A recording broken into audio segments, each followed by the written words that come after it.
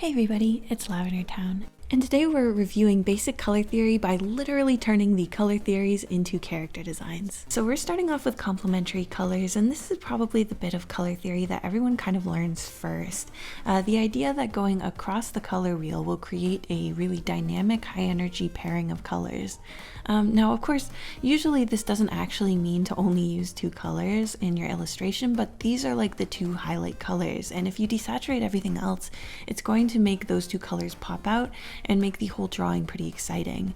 Now, this is a really common color palette to use in things like movie posters, in lighting and video essays. A lot of the times you'll see two complementary colors of light hitting the person's face in two different directions, and that just our eyes really like that juxtaposition. So you'll recognize these color combos a lot. So now I'm going to use this sort of like teal miku color and red, because this is one of my favorite pairings of complementary colors. But you really can just go directly across in a straight line the color wheel and pick out any pair that you find.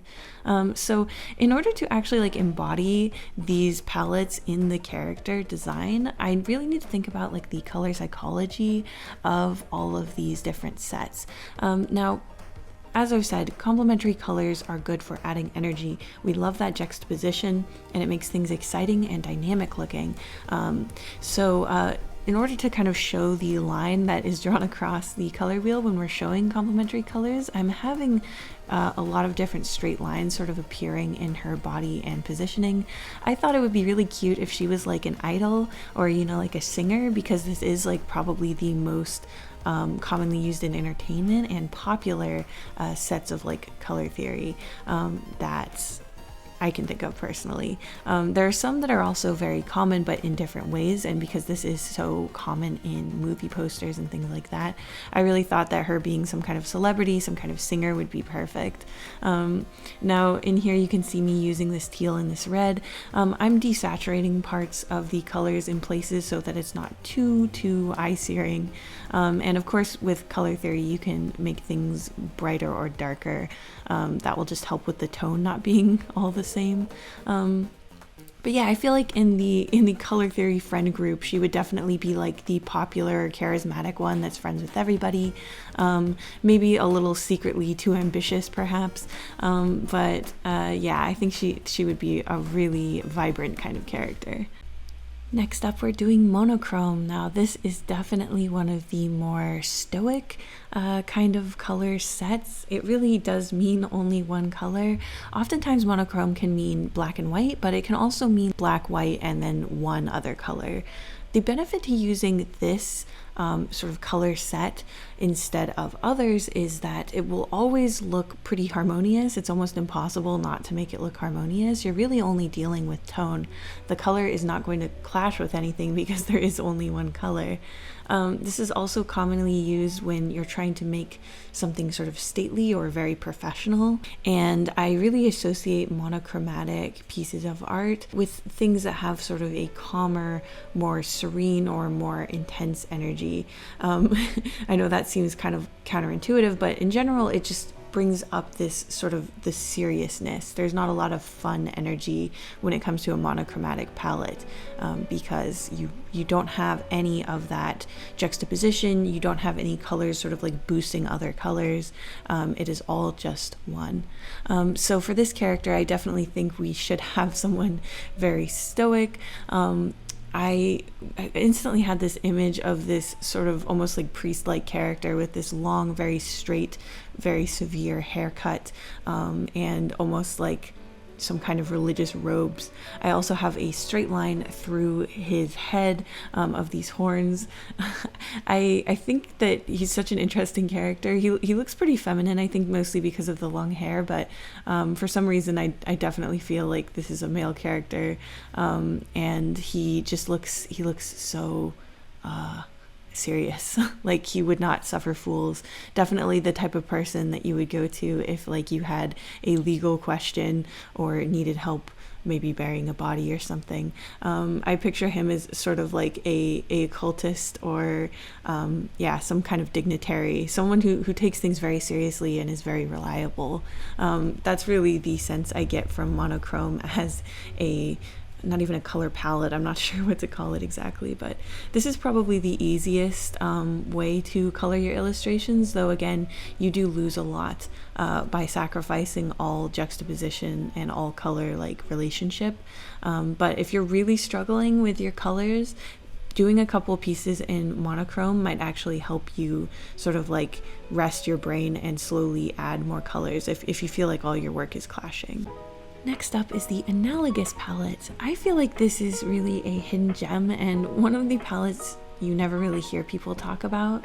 In color theory, it just means colors that are like touching each other on the color wheel. So you're just basically taking like a little pie slice out of the color wheel and using that as your main colors. Now again, I'm only going to use Analogous Colors here, but when you're actually utilizing these color theories, you're not literally only using the colors that match the set that you're going with. It's just the primary thing that you're highlighting, and it can help guide you. Analogous color palettes are really nice. They're very pleasant and harmonious. So I had this image of this little angel girl. She's very easy to get along with, very sweet, a little bit shy, definitely not as energetic as a character like the complementary character. She's just a total sweetie pie and is not going to cause any conflict.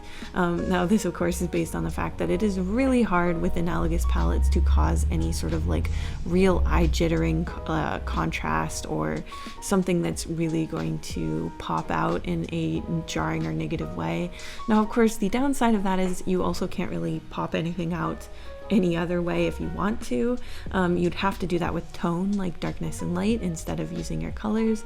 So there are benefits to moving away from this type of palette, but if you're just looking to make something that's going to look really pleasant and harmonious, this is such a great type of color palette to use. I decided to use the Cool Colors, again kind of centering around that teal, because I thought it would be fun to sort of have this teal color resonate through all the different characters, showing how different they can look based on the colors around them. And I feel like that worked out pretty well. I ended up giving her heterochromia just because I didn't want her to look a little too bland next to everybody else. And I tried to even make sure that her silhouette and her shapes were also sort of like quote unquote analogous, you know? I wanted everything to sort of like flow together and not have any real jagged points. I wanted the way that her body sort of sways forward and up into her face all to feel very flowy and natural, because that's the sense that I get of analogous color palette, so I thought it would fit nicely. And I gave her a little sparkle on her wing, just a little something special. Definitely one of my favorite types of color sets. Up next, this one isn't really necessarily color theory, it's almost sort of the antithesis of color theory, and that is using all of the colors at full saturation. This is the Rainbow palette. Now, I think that it's really common when you first get into a lot of advice and videos about color theory for people to encourage you away from this style of color selection. And the reason for that is pretty simple. Basically, for a lot of beginners, it's easy to put way too many colors and have them clashing in ways that you don't intend. And so it's a lot easier for people to say, hey, while you're learning, pull back, use fewer colors, and that will make it easier for you to make a palette that is harmonious. However, it's important not to get stuck in that mindset forever, because once you're more intermediate or advanced as an artist, having tons and tons of colors like this and utilizing them intentionally can be a very fun and high impact way for you to color your images. So of course, for our rainbow character, she's going to be very in your face, very chaotic. There's going to be so much going on with her design, and it's going to sort of just be this very jubilant, high detail character design, because I feel like that's really what represents this sort of burst of rainbow color. Now, the tricky part about doing this is that even if you use all the rainbow colors all at full saturation, you can actually start to lose some of the impact if you don't use them carefully. Again, this is why people kind of encourage beginners away from this. You need to give the eye a couple places to rest, even if the goal is sort of like sensory overload, because if you overload people too much, you start to lose that impact. You need a little bit of variety so that people can really appreciate this like intense eye-searing color that you're applying onto your character. It's kind of like when you're cooking. Even if you want to make something that's really spicy or really acidic or really sweet, The only way that people are really going to be able to appreciate how strong those flavors are is if there's at least a little bit of its alternative, its opposite. That's why baked goods that have a little bit of salt are usually more delicious, and you taste that sweetness even more, because if your taste buds get overloaded with sweet, you actually don't taste the sweet as well. So give the eye a couple places on the character design or whatever you're illustrating to rest, and it will allow those rainbow colors to really pop even more. I hope you guys enjoyed this video. This is a classic character designing video, and I thought it would be really fun as a review of these sort of color theory concepts to turn them into character designs. Thank you so much for watching till the end, and I'll see you in the next one. Huge thank you to my wonderful patrons, including Twink on a Sink, Raccoon Jam, The Aidenverse, Scott Wilson, Grexius, Olia, Liddy Savior, Brandon Stark, CB, Cosby F, Luciano Jiki, Liv, Salty Jackrabbit, Ravens Crow, Zocelot, T-Hill Music, Jabber Dabber Doo, Kadarius, Deadly Nightshade Art, Astral Fox Art, The Expressive Poker Face, Tsuvaki, Cutie Pie, Ice Cream Pal, JJ Jade, and of course, blah blah blah blah.